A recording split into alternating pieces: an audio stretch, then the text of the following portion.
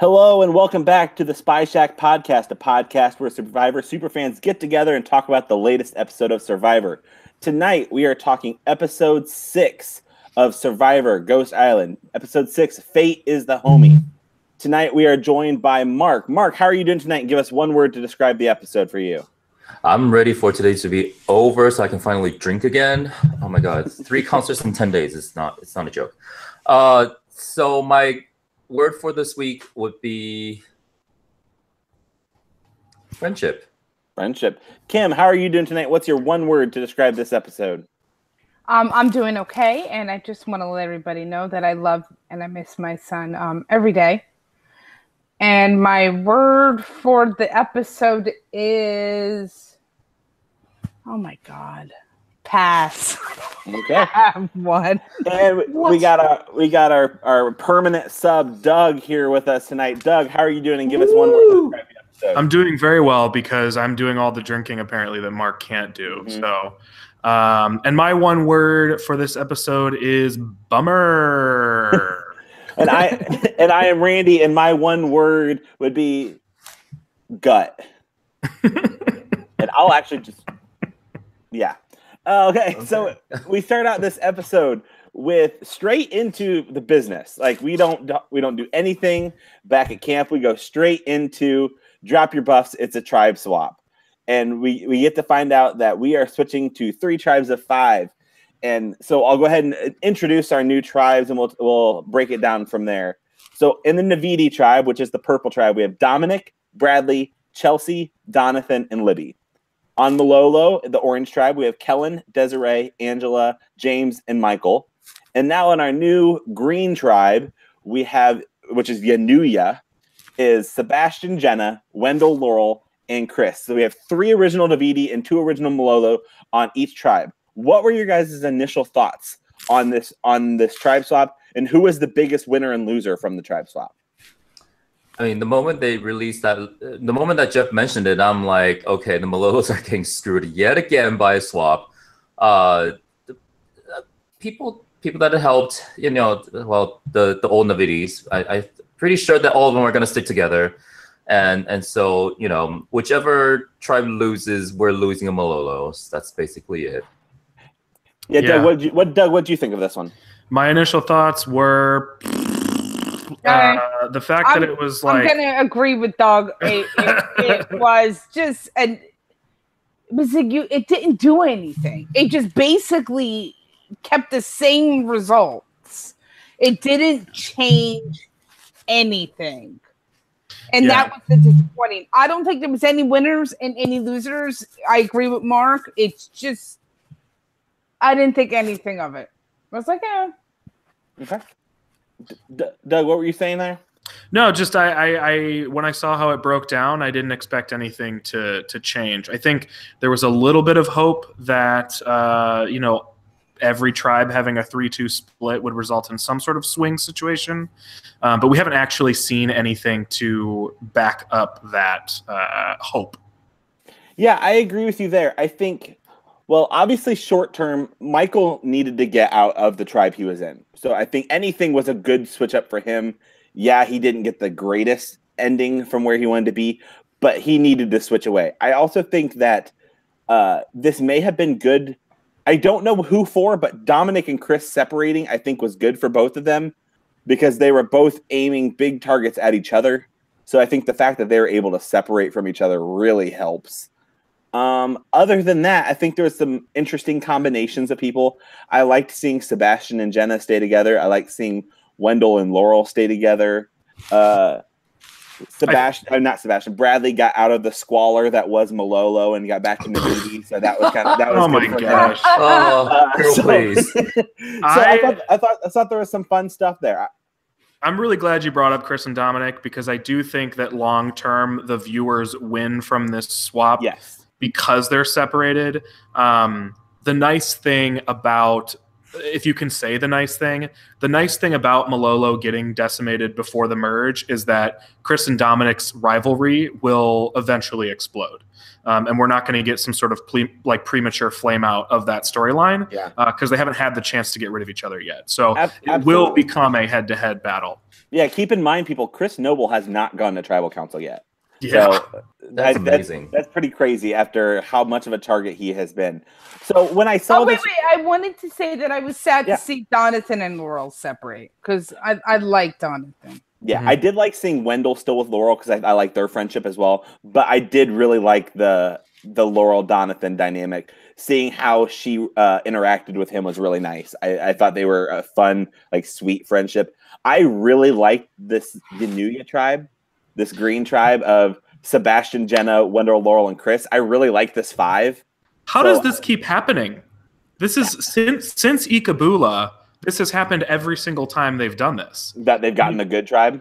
Yeah, which is wild because with Ikabula you could expect it. They got an extra person. Yeah. But this time, like the past 2 times, it's been equal. And they still end up really getting a killer tribe out of it. Yeah, I think this is such a strong 5 that have a lot of different positives that they balance each other out really well.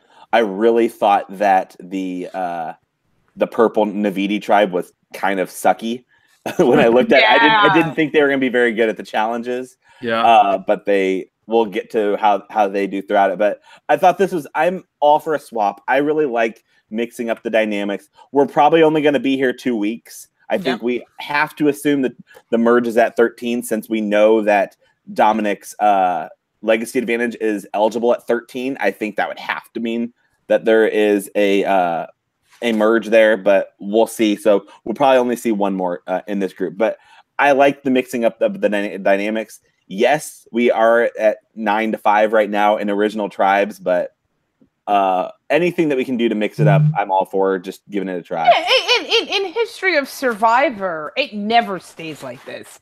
They're gonna merge, and that's when people are gonna start flipping. Exactly. It's not gonna stay.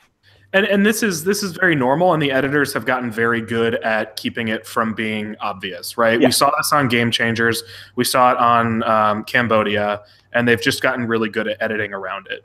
Yeah, as Bradshaw Beauty says in the chat, it's a pagonging. Her word is pagonging, and but I still think we've had a bunch of good episodes. Mm-hmm. I really like. Yeah, we may have a pagonging here, but I've really enjoyed this season.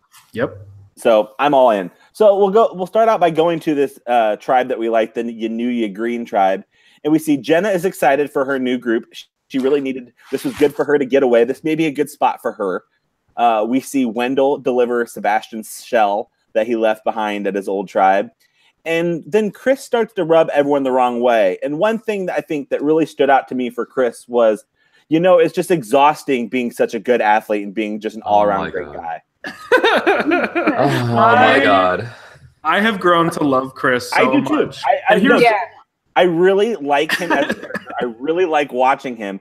I would hate to be on a tribe with him because he's so annoying. Yes. But I think he's a great character. Here's my theory on why he's actually likable. He's somebody that has all the makings and ingredients of a total D-bag, but then he ends up being just weird enough that he catches you off guard and he keeps you guessing, and you're like, okay, well, that's actually kind of fun. Yeah. So even though I for all reasons, should not like him, he's a weirdo, and I like it.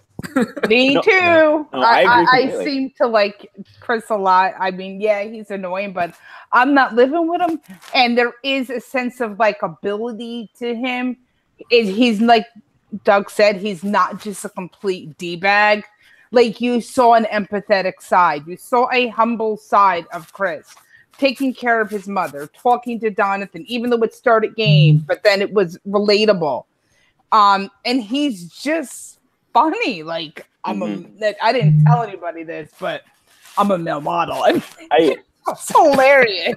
I do have one confusing thing with Chris is we see in this episode they get their swimsuits and somehow he's now wearing less clothing. I thought that was very odd. I'm okay with it though. That somehow his swimsuit was half the size of his underwear. I just thought that was really odd. And when we see that later in the episode. That's just how he rolls. No complaint. So that's you guys have anything else to say about the Yanuya tribe or about those? Not much happens here. We just see kind of everyone introducing themselves and a little bit of interaction. I think there was something interesting in the interaction between Wendell and Chris, and that Chris basically straight up told Wendell, "You were just with the wrong people," and Wendell played it perfectly to say, like, "Yeah, you know what? I probably was. Like, I'm glad that I'm sort of away from that," because he saw that there were enough people paying attention to that. So he kind of he's able to keep his hands in all the jars a little bit, and I don't actually think it'll ever blow up in his face. No, I don't think so either. And that's one thing I love about the Wendell and Laurel dynamic is they're very similar players. Yeah. Where they are really good at working with people and making people feel like they're on their side and relating to people, but they also have a like understated physical threat, and they're both strategic, as we've seen throughout the a couple episodes. So I've really liked. I think they're such a great combination because they're very similar. You know, but while Wendell's like reconnecting with Chris, like Chris is getting on Laurel's nerves, and you know that's gonna be interesting if Yanuya has to go to tribal before the merge, because it's gonna be a Laurel versus Wendell, and it's I'm intrigued to see how that. Yeah, I'm intrigued to see how that plays out. So then over at the Malolo camp, the Orange tribe, we have Desiree feels safe because now that she has Kellen and her former ally Angela. Angela tells the tribe the story of Navidi flipping on her and Malolo saving her, while Michael and James reconnect on the beach. What do you guys think of this group and these interactions? This is probably for the future, so I'll just throw it out there and ask me about it later because it applies more to tribal council. I don't get it. There's a lot of what was happening that I don't understand why, and I wish we had seen more interactions earlier on to explain some of this. But Mark, it sounded like you had something. No, it just felt like the Navidis were sticking with the Navidis, and you know the Malolos were sticking with Malolos. Yeah. Especially when James and Michael needed to do some work in order to get in with somebody in there, you know, and they're hanging out, you know, just soaking it up at the beach and having boy talk. It's like I felt like the conversation on the beach when they were walking felt not scripted, but maybe redone for the camera. Like maybe they had this conversation prior to being filmed, so they were having the conversation again. And it was just basically, you know, being on the bottom, and maybe they can get Angela to flip. Oh, I believe that all these shows have, not that they're fake, but have these conversations to, you know, make viewers think something different. What they show versus what I think what happens out there is legitimate, but what they show us is telling us a story. What the editors choose to show us. But for me, the big thing that really stood out to me was watching the life in Kellen's face just kind of drop out as she starts to see Angela. Oh, wait. She really shouldn't be telling people that our old tribe flipped on her. This could go bad. Like just seeing, because she seems so confident with Desiree, and then you see her start to worry when she starts seeing the realization that Angela may not be on her side. And this is part of where my confusion comes from, is these are 5 people that really are not connected strongly to one another. No. And they don't all seem to get it, right? Like the nice thing about James is he was able to say, you know, Michael and I don't have a strong connection, so I'm going to have to build that. And Angela and I have together, but we don't have a strong connection, so I'm going to need to build that. Kellen, I don't know if you want me to talk about Kellen now or later, but Kellen, I don't like Kellen. Like This episode was tough for me with Kellen. I really like Kellen, but this episode was tough for me with her. Well, and I should clarify, Kellen is somebody that in my real life I would probably hang out with all the time, and she'd be like a really good friend. But as a Survivor player and as a TV character, I don't feel like I'm getting anything from her as a character, and I feel like I'm not seeing good stuff from her as a player. So I don't know where she goes from here, but I'm very intrigued to find out. Yeah. I was also a little bit bothered by the way she spoke to Angela about how close Kellen and Desiree were. Because it would have made me think, well, you're that close. I'm on that outside. You keep on telling me how you and Desiree are, you know. That's a little bit more later, which we'll get to. That's a little bit later. I agree with you. I want to put a pin in that one because I want to come back to that conversation. Okay. right before Tribal. Yeah, I agree with what you're saying there. Yeah. I think that's all we really have for now at Malolo. We will hit Malolo a lot more in a little bit. Over at Navidi, our purple tribe, we see Bradley celebrating getting back to his oasis. They basically won a reward that they're back in Navidi. Wow. Chelsea cries over coffee. Yes. And Dominic talks about the idol again. Yeah, Dominic talks about just trying to tell his story again. But we see Dominic is happy to get away from Chris, as we talked about earlier. Yeah. It's the good for both of them. And then we see Dominic start to see the threat that is Libby and Warren Bradley. So what do you guys think of all of this that went down over at the Navidi tribe? I thought that Bradley played a good game. I'll give you Bradley. He was happy to see Dominic. He played that up. Listen to Dominic talk about how, Dominic knows everything and how Libby is the new Poverty, which I don't think she is, but I do think Libby's a good player. I don't take that away from her, but I don't think she's, an angel devil either. I think all around Libby's just a good girl. Poverty was both. I don't see that in Libby, but I do think she's a good player. I think Dominic likes to hear himself talk. I think Dominic likes to think he knows everything, he controls everything, and he's back on the top. That's what I got from that conversation between Dominic and Bradley. I'll defend the Parvati thing slightly. I think Dominic was wrong in his comparison because most people compare people to Parvati 2.0 or 3.0. But I do think that Libby is very similar to Parvati 1.0, who is also very similar to Andrea 1.0. That's who I think they were. Andrea. Yeah, they were cute, hardworking, competitive, pretty cold when it came down to the game type players, where Parvati didn't really have to play hard the first time, but there were some episodes where you saw her make these moves with very little concern for people's feelings. So I think that Libby falls into the type of player who could end up being deserving of that comparison, but she'd need to play again in order to earn it. Yeah, right. and I like Libby. I like her way more now than I did preseason. For sure. Mm-hmm. Well, let me dive into the scary place that is Dominic's brain and try to explain what I think. I think that he's throwing that out there is because he's good with Donathan. And right now, Donathan and Libby are the bottom of the totem pole. So he's throwing Libby under the bus now while he can to solidify that he can keep Donathan around. Donathan was on. And he flat out says, me and Donathan are good. So, and he says that before he throws Libby under the bus. So I definitely think that's what his thought is there, is that when it comes down to it, if we lose, I want it to be for sure Libby going home and not Donathan. What do you guys think people's perceptions on the island so far of Donathan are? Who do they think he is, and who do they need him to be for their game? I think do you know what I mean? I think people see that he could be an endgame threat, just personality, and people just. I think everyone loves him. I think everyone just love him. He's just a nice. I think they think he's just an all-shucks guy. But I think that he's not. If he makes it to the end, and I think people will know this, he's a huge threat. Just personality, story, just genuine good guy reasons. I agree. I find him incredibly likable, humble, sweet. He puts in 100%. He might not always do great at challenges, but he gives 100%. So I definitely agree with Randy. I think they should feel that, and I'm just trying to figure out if they do feel that. I think they do. I think right now they're good with just keeping a nice, loyal guy around. Yeah. And I don't think they think he's sneaky.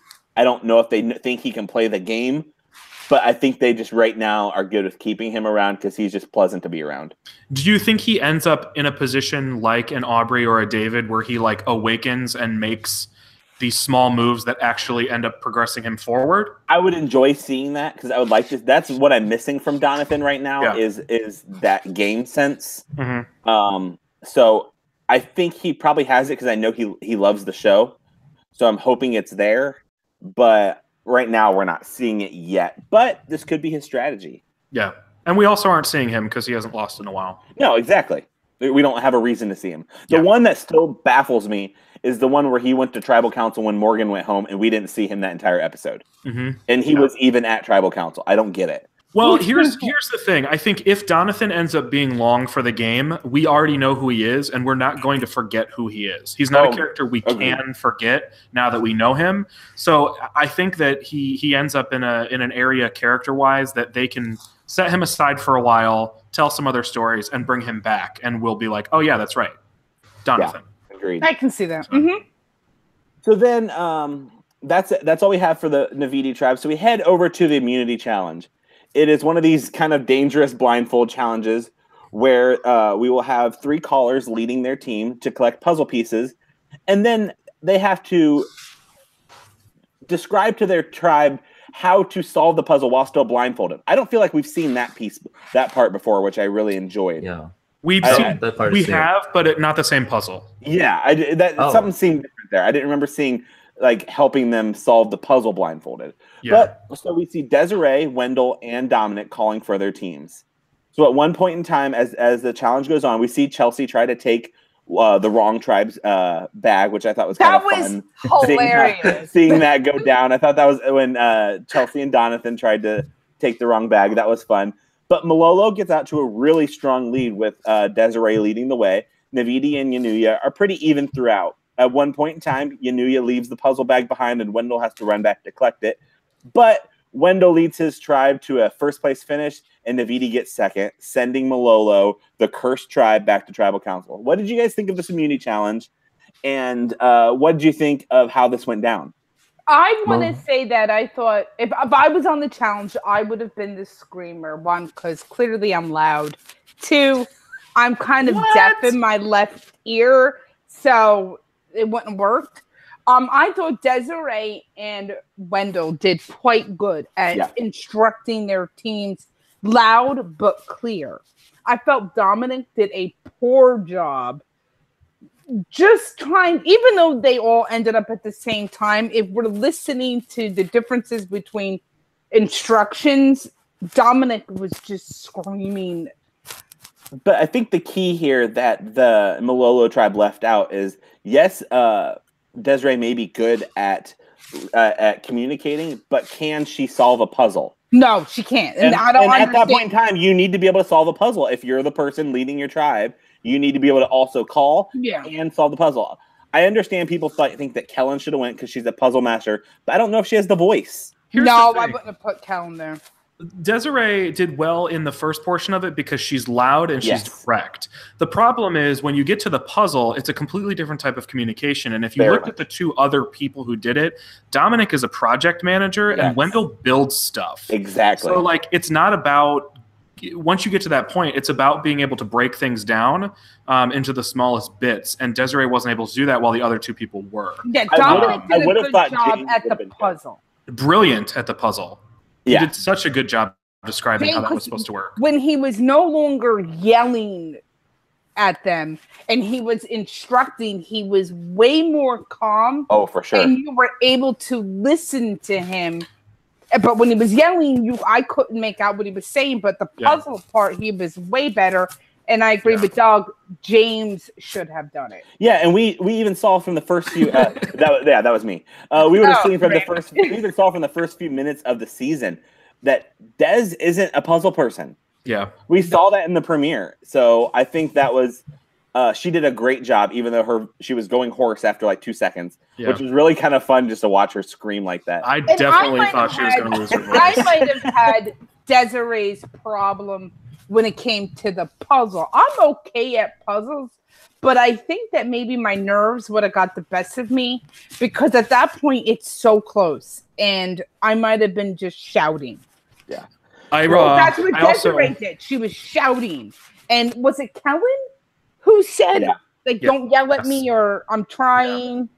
Yeah, don't get mad at me. I also think that Angela may have been in the way of the puzzle. I think there was a lot of times where Angela may have been causing more harm than helping when putting together the puzzle. I'm disappointed disappointed in Angela because I thought I wasn't gonna like her, but I thought she'd be really good. I don't like her, but I mean, like, I thought it was gonna be more like a Chrissy. I didn't like Chrissy, but Chrissy was great. She was great TV. Yeah. She was great at the game. We don't need to tell Doug why Chrissy was great. Doug but Angela doesn't give me that. Yeah. I don't love to hate her. I just find her boring. I think she's kind of scary. Yeah. She doesn't. So if you look, she doesn't smile. No, there was a shot where she was sitting. Someone was talking about her, so they cut to footage of her, and she was just staring into the distance, which is a normal thing, right? But the fact that they included that was like a scary sort of like scene. I was like, "What in the world are they trying to tell us?" She's also, I remember their deaths. It was Millennials versus Gen X where they did blindfold puzzle because that was where we got the "David, you're right" quote. Yeah, from Michelle. I knew they did the directing, but I didn't remember the puzzle part of it. I think so. I think it was like a bat puzzle or something like maybe. That. So at this point in time, let's talk about another thing that was missing from this episode, and that is what the season's named after. Where was Ghost Island? I'm just assuming that Ghost Island wasn't there because that's where Saul was, and why Saul's not here, and Saul screwed something up on Ghost Island. I don't know. It's all I can imagine, but I did read an interview with Probst today, kind of explaining that this was a decision that we had made. We had everything planned out, that we knew we were going to have a lot to show this episode. And so we chose not to include Ghost Island. Ghost Island is coming back, right? Oh, for sure. We still have, there's still about 8 more urns left to smash at Ghost Island. So. I need to say that the show itself, I always loved Survivor, but in Ghost Island has been a letdown. And we did talk through this a little bit last week of how the Ghost Island twist is problematic. I'm very interested to see how it works out in an individual game. I'm really intrigued to see if they just make it more like Exile, or if it's like the beginning of the game and someone's missing tribal council and is safe. I'm really hoping it's that. Safe. I'm really hoping it's that whoever wins individual immunity also gets to send someone to Ghost Island who will be immune but won't get the vote. I would be very interested to see if that's how it goes down, but we'll see what happens here. But yeah, Ghost Island was missed this episode because I'm ready for some sort of little twist here. I'm excited to see something jump into the game. Mm-hmm. So then back at Malolo, we see Desiree is very upset with herself. She takes full blame. And then this is where we see the girls plan to target James. The guys plan to vote for Desiree. And Angela's in the middle. Both sides try to pursue Angela. And this is where Kim was talking about earlier. And I had the very same thought, Kim. I did not like the way that Kellen approached Kellen approached Angela. She very much said, Desiree and I are good. We have a solid 5 who are, you can't imagine how good we were. We were great. And now, do you want to be our 6th, I guess? Like, we kind of need you to temporarily want to work with us till we drop you? That's exactly how I saw it. And I'm just absolutely. I'm thinking, Angela, vote Desiree out. It was so bad. It was so bad because there are things you could have said instead, right? You're there with Desiree. Angela doesn't have the chance to compare notes. So what you say is, if you have to mention the 5 of us worked really well together, but oh my gosh, I'm so glad to see somebody different from Navidi because the other 3 were driving us nuts. Yeah. Like, come on board with us, and like, this will be our tight 3. We can ride those other people for a while, but like, let's do this together. Let's girl power. Let's do something here. Like, we're the only tribe that has a female majority out of these new 3 tribes. Let's use that. Like, you know what I mean? Like, and it's Tyson. Tyson actually has a fantastic mind for swaps and alliances, right? And the way he talks about how you should interact with your potential tribes and alliances is perfect. Kellen broke all of Tyson's rules. You're supposed to say Angela's name first. You're supposed to talk about how you're with the people in front of you. Don't mention the other tribe. The other tribe's the enemy. Like, she broke all of those rules, like all at once. It was astonishing how badly she did it. I was absolutely floored. And I'm thinking Angela's gonna vote out Desiree. She has to. She has to at this point. This is really dumb. And I know that editing wanted us to maybe think that maybe Angela might go, but I didn't think Angela was going. I was just hoping that that Angela made the right decision at this point, really listened to what Kellen said and said, you know what? I'm at the bottom and they're going to vote me out again. They voted me out once. They'll vote me out again. It's time to vote out Desiree. Let me just talk through Tribal Council so we can be fully open with the rest of the episode and not tiptoe around things. So at Tribal Council, Probst flat out calls Malolo one of the worst tribes of challenges ever. I have an issue right off the bat. Well, it's pretty. There's a lot of issues there, but I thought that was pretty harsh. It was okay. We can no longer. We're done. Everybody listening, we can no longer dub any modern tribe the worst tribe in Survivor history because shuffles are inevitable. But he's throwing shade at Jacob Derwin. That's what he's doing here. I don't even care. It's just such a ridiculous thing. And he said this. This isn't the first time he said it in Modern Survivor. No. This Malolo is a different combination. It's existed for one cycle. Yep. Well, so I agree. There are lots of issues. It just made me laugh. Matt Singh, then Oolong, then like any of those tribes. Well, it just can't happen anymore. As we go on, Desiree again takes full responsibility for the challenge. James talks about how he was in a similar spot as Desiree of failing at a challenge a few weeks ago and got another chance. And so there's a lot of talk of team strength versus individual strength. And when it comes down to it, James is voted out 4-1. My big question that I want to pose to you guys is why Michael? Michael first, Angela or Michael? Angela. You think? Yeah. I'm not as sold on that. I think we didn't get enough information to know. I think last week part of my problem. I think last week alludes to this, where Michael is flat out telling them, let me show you my allegiance. Let me show you I am part of you guys. I lost Brendan. Let me show you I'm now part of you guys. And I think at this point in time, he's with Desiree and Kellen and says, I'm in with you guys. We are a group now. I'm with you guys. You can just consider me old Navidi. I'm in with you guys. I don't know if that happened. I think that Michael just felt like James was going no matter what. And he can write his name down or he can write one of the I don't know if James was going no matter what. I think James was going. And I think that Michael said, my vote won't change anything. So I'm still going to write down James's name so that I have something to work with for sure later. Yeah, that's the big question to me is which one flipped first? Is Angela or Michael? Because we didn't see either. I think if Michael switched first, then he's not nearly as good of a player as we've been giving him credit for. I don't know. Did somebody give him a heads up? That's the thing. I think if Michael volunteered, he is a lot tighter. I think he's a lot tighter with Bradley and Kellen than we're letting be known. If that's true, that's fine.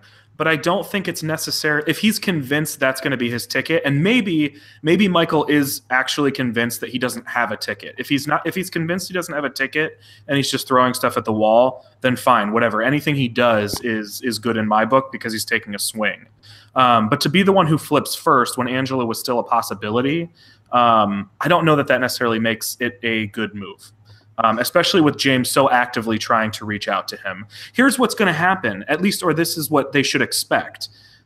It's not a secret that Dom and Chris don't get along. The original Navidi have enormous numbers, and Malolo are getting picked off like nobody's business. Mm-hmm. Malolo is going to be so important at the merge. Sure. They're not going to pick them all off. So that's the room that Michael has to play in if he can identify that he has the room to play in that. Well, however, I think that's why he cozies up. No. If he cozies up prior to being important, then he ends up staying at the bottom of their alliance. I think he cements his place at the bottom. Yes, but you got to look at this, that the only people that see him cozying up right now are Kellen and Desiree.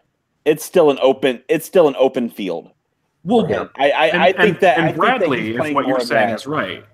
And I also think that he sees that his tribe sucks, so let me be in the 3 rather than being one of the bottom 2. The thing I think all that Michael cares about right now is getting to the merge. Sure, and what I should say is that ultimately voting for James in Michael's position was the right move. Yeah. But I do think his thought process in getting there is really important in understanding how good he is at the game. We don't know his thought process. Go ahead, Mark. Exactly. my thing is with Malolo, if they go back again, that there's the old Navidis have no choice but to vote out Michael, just because they don't want to be the one that turn on an original Navidi and have the rest of the Navidi on their butts. Yeah, that's the hard part we're gonna see. Yeah. But we'll see if we'll see them go back. I'm not sold they will go back, but we'll see. So yeah, as we said, James was voted out 4-1. I'll go ahead and jump over to our draft here. Well, I still have a question about the tribal council. Go for it. I want to hear your guys' thoughts on this. Why, at least from what we saw, if you can find something I didn't see, I would love to know. Why were Kellen and Michael not on the table? Like, Kellen, I think, is easier to understand, but I still want to know because conversation. Kellen and Michael are close, and Kellen's not going to say Michael's name. It's a gut feeling. It's a gut feeling that they're a lot closer than we're being told. I don't know. It's just from everything that we were shown, it doesn't make any sense. And of course, there's so much more that we don't see, but it makes no sense. And I feel like very unsatisfied with the reason for why James and Desiree were the ones that were identified as the potential targets, and Kellen and Michael were never considered. It doesn't seem that weird to me. There's no real seem that weird because, well, Desiree's the reason they lost, and that this tribe's going to exist for 2 seconds. So I can see why they didn't. I think to them, at least to James, there's no difference between Kellen and Desiree to them. He doesn't know them, so I'm going to go with the one that screwed up in the challenge. That makes sense on that side to me. Yes. And then on the other side, I think Kellen and Desiree, we know Michael. We don't know James. Michael at least voted with us last tribal. He's been trying to be close with us. Let's get rid of the one we don't know. To me, that seemed pretty straightforward to me. For me too. Yeah, it seems basic, and it seems not very good moving forward. This game has been basic. Yes, it seems very, very. You're right, though. I mean, you're totally right. It's super old school. It's very weird to watch. But it seems so first tribal council and not pre-merge, like right before the merge tribal council. You know what I mean? Desiree is somebody I would want at the merge, no matter what. You know what I mean? Like I would try to cozy up so fast and try to keep her there at the merge, because I don't think she's from what we've seen of her, she's not going to be my biggest threat nearly ever. So it's so strange to me that they were considering tossing her, but I guess they weren't. So who knows? Yeah. So as we move on to our draft, I still have a lead barely. I did lose someone this episode. I lost James, and I have a lead with 81 points, and I have Sebastian, Kellen, Laurel, and Libby. Kim is in second with 72 points, left with Wendell, Jenna, Michael, and Chris. Mark is holding strong in third right now with 61 points with Bradley, Angela, and Chelsea. Saul is right behind in fourth with 60 points with Dominic, Donathan, and Desiree. So at this point in time, I will say a little goodbye to James. Preseason, I had very, very high hopes in James. James was the 4th overall pick in our draft. I for some reason, I saw him and I couldn't get Yule out of my head. I really thought that he was going to have the smarts and the charisma that Yule had. He was missing out on the charisma. I think that James is very smart. I think that James is very personable. I don't know if he had as much of the charisma with people and the game savviness that we did see one big move from him when he took out Morgan. I think that was still a questionable decision from some people. I think it was a good move for him, a bold move. But I think to me, the biggest thing that really stands out to me with this is a tweet from Morgan last night was, "Don't trust the blonde." And I really thought that was fun to see that coming back at James. And I had higher hopes for James than pre-merge. What did you guys think of James this season? My word for the episode was bummer, because I'm super bummed that it was James that went home. He was boring though. Like that was my problem with him. As a character, he was boring, but I liked him. Oh, I didn't think so. I thought he was interesting. I just didn't feel like he had a whole. I thought James was way more interesting than a lot of the people we've seen. And I hate to keep bagging on Kellen, but I genuinely am bored by Kellen. Like I have not gotten anything interesting from Kellen. I'll give it to you that this episode has been so horrible for Kellen, and like this is where her character took like a big, huge downward turn, and like I don't know if I'm gonna be able to like Kellen's game after this episode. I'm still gonna like Kellen. I may be annoyed with the game, but I still really love Kellen. Well, and that's I think one of the reasons I'm so frustrated by it is because my excitement for Kellen was that I thought she was going to be fun to watch, and she's been anything but fun to watch. We've had some moments. I did love here and there. I did love the give me one word. Well, let me give you a whole presentation of why that made me laugh at Tribal Council. She's had a couple. Made me laugh. I didn't like that. That was annoying. But I did.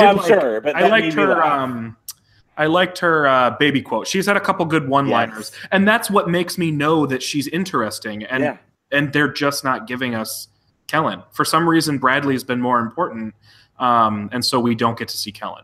I agree. So, Mark, who was the MVP of the episode? You get to lead us out so no one takes your pick. Okay. MVP this episode, I'm going to go... This is the hardest episode this season to pick an MVP. This really is. I will give it to... Who the hell do you pick? I mean, I'm not going first. I will go with Michael. Okay, I will go with Michael. Everybody goes with Michael all the time. I just don't want to do it because it's the cool thing to do. But he went with the tribe, which is which was a good move, and he's just still trying to work his way in. And so I thought, in the situation that they were in, I think he did the best that he could to put less of a target on himself. So, okay. Mike. Kim, you're up next. Kim, who was your MVP of the episode? Gosh, let me think. I don't know. It was just a basic nothing. Wendell. Wendell. That's a legit pick. I think that's a great pick. Mm-hmm. Doug, who was your MVP of the episode? Well, the nice thing about the way I pick MVP is that I don't think about long-term games so much as I think of who got what they wanted. So I guess if the person who got what they wanted based on what they did was Kellen. So I guess even though I don't think what she did is necessarily super forward thinking or modern gaming, she got what she wanted from the round based on what she did. So I'll give it to Kellen. I 100% thought you were saying Desiree. I had picked that ahead of time that Doug was going to say Desiree because she got what she wanted. No, because I don't think Desiree got what she wanted based on what she did, or at least the way we saw it. Well, I'm gonna go with I'm gonna go with Kim and say Wendell. I think Wendell did a great job at the challenge, even though Probst blames leaving the bag on Wendell, but it was the blindfolded people that were carrying the bags. I just want to state that. Why did he chirp on? Oh my gosh, that made me so mad. That the blindfolded people were carrying the bags. That was not Wendell's fault, but Wendell did a great job at that, and also he's doing a great job at camp with the dynamics of keeping in Laurel, and then also still being good with Chris, who's kind of the pariah right now, and making inroads with Sebastian with the shell. Mm-hmm. So I think that Wendell was all around was MVP this episode. Randy and I agree. We finally agree on something. So as we look on to the next episode, we see Malolo has bad juju, and they're just going to burn that flag. And I love this. So they're going to burn the flag. Michael starts to fear for his spot again because he's been to 5 out of 6 tribal councils. And we start to see the beginning of a Dominic versus Bradley fight over at Navidi Beach. So I look forward to this next episode. I would think it has to be our last pre-merge episode. I don't know if it's going to be the last person on the jury. I don't know if someone will get Jessica Johnston. I don't know. We'll see. And make the merge, but not make the jury, but we'll see. Mm-hmm. Do you guys have any last thoughts before we go on? Before we close out? I hope Bradley votes out Dominic. I like Bradley more than Dominic. Sorry, Randy. I'm not sure who's gonna win that fight. I don't really blame know you. on that side. I just don't like Dominic at all. I think he's horrible at this game, and I look forward to seeing maybe them lose at Tribal and Dominic going right before Final 13. Yeah. So and he has to give that away. Who does he give it to if he has to give it away? Ooh. Does he give it to Okay, so we can give it to either. He's not going to give it to Chris. He's not going to give it to Bradley. does he give it to Laurel or Wendell? Does it have to be He's gonna give it to Jonathan. He might give it. I think he'll give I don't it think to it has to Wendy. be the same camp. I can't remember if that's I the case or don't not. think so. I think No. it goes to Wendell Yeah. Really? Yeah. because at the second tribes they were pretty close. Yeah, it'll be Wendell or Jonathan. That's my guess. Mm-hmm. Yeah. Yeah. Well, Definitely and not if he Chris. gets voted out and Wendell's part of it, Donathan's not getting it. So you know what I mean? Like it depends on how Dominic would get voted out. Mm-hmm. No, that. Yeah. Oh my God! Please let that happen. I would laugh. Well, he still has his idol, so he definitely would have to. But he's told so many people that they would make him feel safe. Yeah, I think everyone's just confused if it's real or fake right now. I think everyone has different opinions, and I don't know. I'm intrigued to see this all play out, and I'm excited to see Ghost Island come back. I'm just excited that somebody's coming for Bradley's wig. So Yeah. No, I want Dominic's wig done. Let him go.